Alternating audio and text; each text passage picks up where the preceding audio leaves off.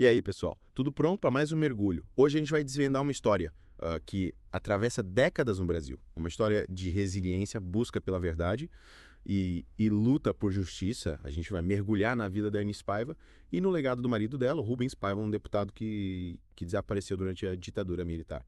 É fascinante como essa história, a história da Eunice, se conecta com momentos tão importantes da história do Brasil.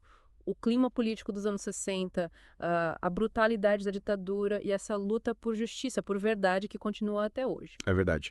E para nossa análise, hoje a gente tem trechos de um site de notícias brasileiro, um artigo sobre um filme que saiu recentemente sobre a Eunice e transcrições de 2 vídeos do YouTube. Um é um trecho de um jornal e o outro é uma entrevista com a filha do Rubens e da Eunice. Tem bastante coisa para a gente analisar. Por onde a gente começa? Eu acho que é importante a gente entender quem era o Rubens Paiva antes dele se tornar vítima da ditadura, né? Ele era um engenheiro bem-sucedido, foi eleito deputado pelo PTB, Partido Trabalhista Brasileiro, mas ele não era um político qualquer, ele era um crítico ferrenho da crescente influência dos militares na E política. ele não só falava, ele agia, né? Ele teve um papel fundamental na investigação de grupos que estavam tentando minar o governo. Isso colocou ele em uma posição muito perigosa. Exatamente, ele foi relator de uma comissão parlamentar de inquérito, a famosa CPI. E essas CPIs, para quem não sabe, tinham o poder de investigar ao fundo, sabe? Trazer à tona informações confidenciais. E essa CPI investigava 2 think tanks bem influentes, o IPES e o IBAD. O que esses grupos faziam? Eles estavam trabalhando para desestabilizar o governo, para abrir caminho para o golpe militar. E pelo que eu li, eles tinham conexões bem poderosas, né? Sim, tanto no Brasil quanto internacionalmente. Eles tinham fortes laços com empresários ricos aqui e principalmente com entidades americanas. E o Rubens descobriu durante a CPI evidências que ligavam o IBAD a financiamento americano. Imagine o impacto disso. O objetivo era derrubar o governo brasileiro. Então ele basicamente expôs um plano, um complô internacional para derrubar o governo. Não à toa que ele virou um alvo da ditadura. Com certeza. Ao descobrir essas ligações, o Rubens se colocou na mira da ditadura. A investigação dele ameaçava expor os planos deles. E a noite de 20 de janeiro de 1971 marcou a vida da família Paiva para sempre. Que horror o que aconteceu nessa noite. 6 agentes invadiram a casa do Rubens no Leblon, no Rio de Janeiro, e levaram ele. Sem mandado, sem explicação, deixando a família em choque. E a crueldade não se limitou ao Rubens, né? A família dele também foi pega nessa rede de violência. Sim. A Eunice, a esposa dele e a filha de 14 anos também foram presas. Elas foram liberadas depois, mas o trauma Imagina o medo. e a incerteza sobre o destino do Rubens. Um dos vídeos que a gente tem explica que essa tática de desaparecimento era usada pela ditadura para torturar psicologicamente as famílias. Um ex-oficial militar chega a admitir isso no vídeo, né? Fala que era uma tortura planejada. A falta de um corpo, a falta de um lugar pra chorar, pra se despedir, muita crueldade. Era uma estratégia de terror. A ditadura sabia o poder da incerteza dessa ferida que nunca fecha. E é nesse contexto que a história da Anne se torna ainda mais impressionante. Ela demonstrou uma força incrível. Criando 5 filhos sozinha, ela se matriculou na faculdade de Direito para lutar por justiça. Ela se transformou num símbolo de resistência. E nunca desistiu de procurar a verdade sobre Rubens. Por 40 anos, ela seguiu cada pista, cada rumor, qualquer coisa que pudesse ajudar a entender o que tinha acontecido. 40 anos. É difícil imaginar tanta dedicação. E os filhos, como eles lidaram com tudo isso? A gente tem um vislumbre disso na entrevista com a Vera, a filha deles. Ela fala sobre o impacto que o desaparecimento do pai teve na família. Imagino que deve ter sido muito difícil. A dúvida, a falta de um fim. A Vera fala sobre o medo constante, a sensação de estar sendo vigiada, de que a qualquer momento tudo podia acontecer de novo. Mas assim como a mãe, ela encontra uma forma de transformar essa experiência em algo positivo. Sim, ela se tornou professora, psicóloga. E o irmão dela, o Marcelo Rubens Paiva, se tornou um escritor, né? Ele usa a escrita para manter viva a memória do pai. Então os efeitos dessa injustiça, eles continuam se espalhando até hoje. É incrível como uma história individual se conecta com a história de um país inteiro. Com certeza. E a força da história da Eunice está aí. Ela humaniza a história, né? Ela nos dá uma noção do impacto real desses eventos. Mas e a verdade sobre o Rubens? Como as peças do quebra-cabeça se juntaram. É isso que eu quero saber. Como a verdade sobre o que aconteceu com ele veio à tona. Foi um processo lento. As informações foram aparecendo aos poucos. Anos depois, o carro que o Rubens dirigia na noite em que ele foi levado foi encontrado. Legal. Uma prova do envolvimento dos militares e teve também a confissão de um ex-torturador. É mesmo, eu li sobre isso. É de IPA. O Major Antônio Fernando Ruges de Carvalho, conhecido como o Loiro de Olhos Azuis. Ele confessou ter torturado o Rubens. E os detalhes são horríveis. Ele admitiu que perdeu o controle durante o interrogatório e matou o Rubens. Meu Deus. E depois, para esconder o crime, o corpo foi enterrado e desenterrado várias vezes e jogado no mar. Que absurdo. A verdade foi escondida por décadas. A ditadura fez de tudo para negar o que tinha acontecido. Mas a verdade sempre aparece, né? Sim, e a família Paiva teve um pouco de justiça em 2012 com a Comissão Nacional da Verdade. Com a comissão, o Rubens foi finalmente reconhecido como uma vítima da ditadura. Finalmente. Mas imagino que essa notícia, apesar de importante, deve ter sido muito difícil para a família, né? Reabriu a ferida. É um misto de alívio e dor. E a gente tem que lembrar que a história do Rubens não é única. Ele representa muitos outros que foram silenciados pela ditadura. É verdade. E a história dele, a história da Eunice, nos mostra o lado humano dessa tragédia. E o filme Ainda Estou Aqui, que a gente tem aqui para analisar, ele também joga luz sobre as atrocidades da ditadura, né? Sim. Ele reacendeu o debate sobre a necessidade de justiça, de responsabilizar os culpados. O filme não é só um drama histórico, ele é um chamado à ação. É um lembrete de que o passado não fica para trás enquanto não for encarado. E ele também levanta a questão da lei da anistia, né? Que foi criada para ajudar na transição para a democracia, mas que acabou protegendo os torturadores. A lei da anistia gera muita controvérsia até hoje. E será que o caso do Rubens Paiva e de outros como ele pode ser reaberto? É possível. O filme e a pressão popular reacenderam os pedidos para que o Supremo Tribunal reexamine esses casos. Então a luta por justiça ainda não acabou. É impressionante como essa história ainda é relevante hoje em dia. É importante lembrar também que a Eunice não lutou só pelo Rubens. Ela se tornou uma defensora de outras famílias que também tiveram pessoas desaparecidas durante a ditadura. Ela usou o conhecimento que adquiriu na faculdade de Direito para lutar por essas famílias. Sim, o artigo que a gente tem aqui fala que ela se envolveu em vários movimentos por justiça social, né? Diz que ela até se especializou em direitos indígenas. Ela realmente expandiu a luta dela para além da própria tragédia. Exatamente. Ela viu a injustiça em diversos lugares e se dedicou a combatê-la. É inspirador como ela usou a voz dela para amplificar a voz de quem não era ouvido. Ela passou de vítima a uma líder da luta por justiça, uma verdadeira guerreira. Voltando um pouco pro Rubens, você lembra daquela CPI que ele participou que investigava os think tanks IPES e IBED? Me explica de novo por que é que esses grupos eram tão perigosos para a ditadura. Claro. O IPES e o IBED eram basicamente grupos que representavam interesses de pessoas muito poderosas, tanto dentro quanto fora do Brasil. Eles queriam desestabilizar o governo e facilitar a tomada do poder pelos militares. É assustador pensar que tinha gente de fora do Brasil envolvida nisso. E a CPI do Rubens descobriu que o IBED recebia dinheiro de grupos americanos para derrubar o governo. Imagina só. Potências estrangeiras envolvidas num golpe de Estado aqui no Brasil. E o Brasil não foi o único país da América Latina a sofrer esse tipo de interferência, né? Infelizmente não. O que aconteceu no Chile alguns anos depois, com o golpe que derrubou Allende, foi muito parecido. Então Rubens acabou sendo uma vítima dessa luta ideológica global. Ele foi morto porque ousou expor os planos daqueles que queriam acabar com a democracia no Brasil. É uma boa forma de ver. Ele era um homem de princípios que defendia a democracia e pagou o preço mais alto por isso. Mas é importante a gente lembrar que esses eventos não foram só jogadas políticas. Eles tiveram consequências reais para pessoas de verdade. Famílias como a do Rubens foram destruídas pela ditadura. É verdade. E a gente vê isso na história da Eunice, na luta dela para encontrar o marido. Falando em manter essa história viva, o que você achou do filme Ainda Estou Aqui? Ele é bem forte, né? O filme é muito emocionante. Ele consegue capturar a essência da Eunice, sabe? A força dela, a determinação, o amor pelo Rubens. É impossível não se comover com a história dela. E o filme não é só sobre a história pessoal dela, né? Ele também é uma crítica à ditadura, à impunidade. Sim, ele mostra as coisas como elas foram. A tortura, os desaparecimentos, a censura. É um lembrete do que acontece quando o poder não tem limites. Pelo que eu vi, o filme causou um impacto bem grande aqui no Brasil.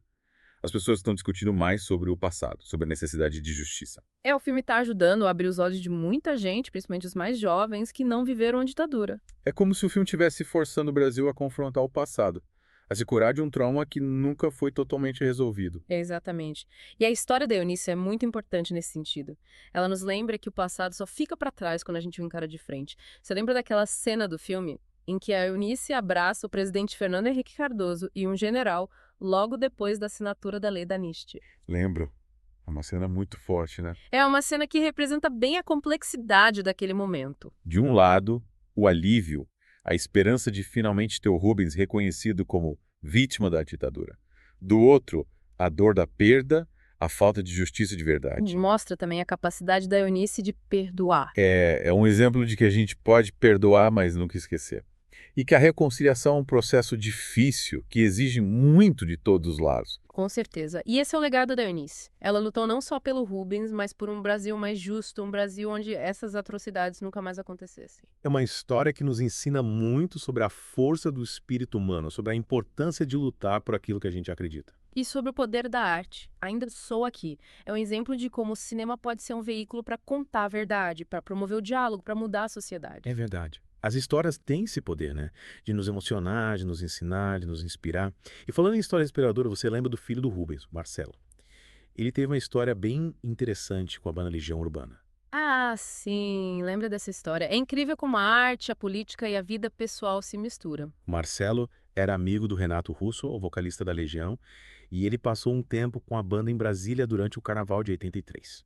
E naquela época o Renato estava compondo o álbum 2, que tem a música Tempo Perdido, uma das mais famosas da banda. E o Renato pediu a ajuda do Marcelo para escrever a letra da música. E o Marcelo, que estava ocupado com outras coisas, disse para o Renato: depois a gente faz, temos todo o tempo do mundo. É de arrepiar pensar nisso, né? Sabendo o que aconteceu com o pai dele. E essa frase, temos todo o tempo do mundo, acabou entrando na música. É um detalhe que te faz pensar, né? Te faz pensar sobre a fragilidade da vida, sobre como a gente nunca sabe quanto tempo a gente tem. E sobre como a arte pode capturar esses sentimentos, essas reflexões. Mas, voltando à nossa análise, o que você acha de a gente se aprofundar na entrevista com a Vera Paiva? Ela fala bastante sobre a família, sobre a busca por justiça e dá uma visão bem pessoal da história. É uma ótima ideia. Ouvir a história dela, na voz dela, é fundamental para entender o impacto do que aconteceu. Com certeza. O depoimento dela nos mostra que a história não é feita só de datas e eventos. Ela é feita de pessoas, de vidas que foram afetadas, de famílias que foram destruídas. É verdade. A Vera descreve o pai dela como um homem alegre, que amava a vida, a família, os amigos. Ela fala de uma casa cheia de vida, de música, de debates políticos. É um contraste enorme com a brutalidade da ditadura. É triste pensar que um lugar tão cheio de vida foi invadido daquela forma. A casa deles era um ponto de encontro para todo mundo, né? Artistas, intelectuais, ativistas. E isso era comum na época. Muitas casas se tornaram centros de resistência, lugares onde as pessoas se reuniam para discutir ideias e se organizar contra a ditadura. Pequenas ilhas de liberdade num mar de opressão. É uma boa analogia, e a ditadura via essas reuniões como uma ameaça, né? Eles invadiam casas, prendiam pessoas, torturavam. E a Vera também fala sobre a mãe dela, Eunice. Ela descreve a Eunice como uma mulher forte que nunca desistiu de procurar um marido. A Eunice é um exemplo de resiliência. Ela transformou a dor em força, em luta. Ela é uma inspiração para todos nós. Ela manteve a família unida durante um período muito difícil. Ela lutou pela memória do Rubens por um futuro melhor. E ela não estava sozinha. Muitas outras mulheres também estavam procurando seus maridos, seus filhos, lutando por justiça. Elas se uniram, se apoiaram e nunca desistiram. Elas formaram uma rede de resistência. É inspirador ver como elas se fortaleceram mutuamente. As histórias dessas mulheres são muito importantes. Elas mostram o impacto da ditadura na vida das pessoas. E a Vera fala sobre esse impacto na entrevista, né? Sobre a dor de não saber o que aconteceu com o pai, sobre o medo. Ela descreve como a falta de um fim, de um corpo para enterrar, causou um sofrimento enorme para a família. É como viver num limbo, né? Sem saber o que aconteceu, sem poder ter um luto completo. Ela fala do medo constante de que algo pudesse acontecer com ela ou com a família. O medo era uma constante na vida de quem se opunha à ditadura. As pessoas eram presas, torturadas, sem nenhum motivo, ninguém se sentia seguro. E a Vera conta que o trauma do desaparecimento do pai a levou a se tornar psicóloga. Ela usou a experiência dela para ajudar outras pessoas. É admirável como ela transformou a dor em algo positivo. E ela não é a única. Muitos filhos de desaparecidos se tornaram ativistas, escritores, artistas, psicólogos.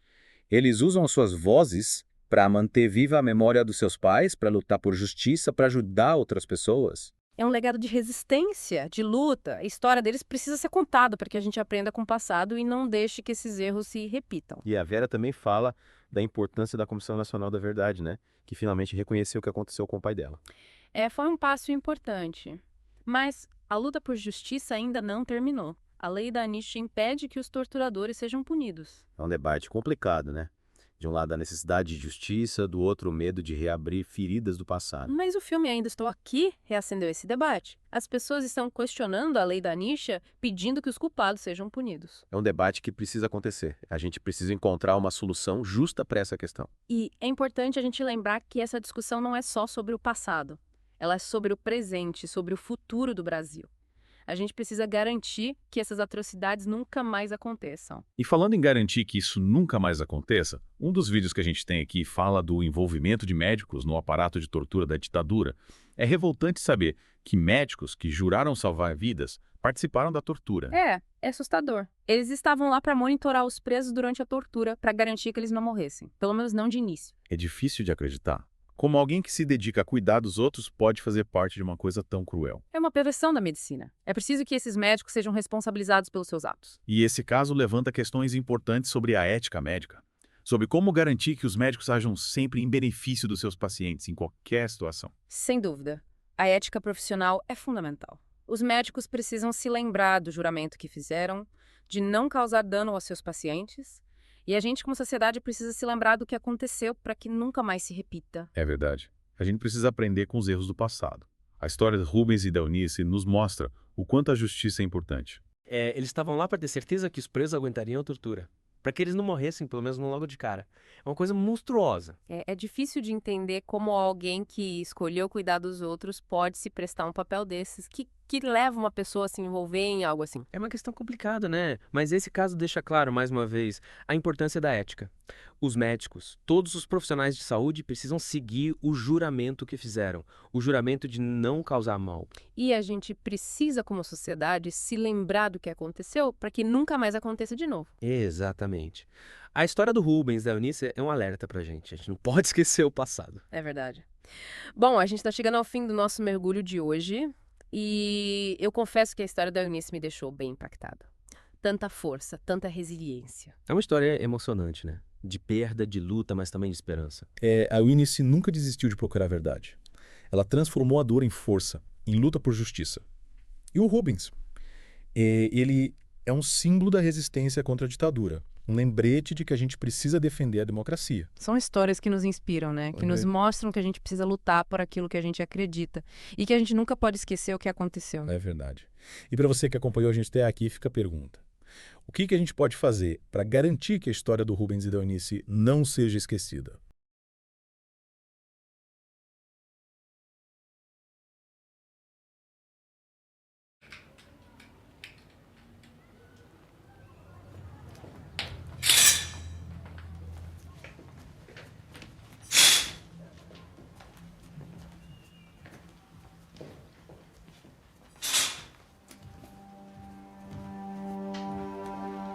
Eu vou só ajudar esses senhores. E aí eu já volto, filha. Tá bom.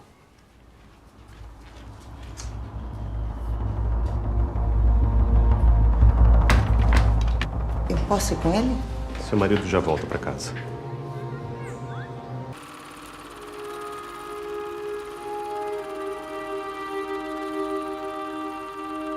Tá todo mundo lá fora falando da gente.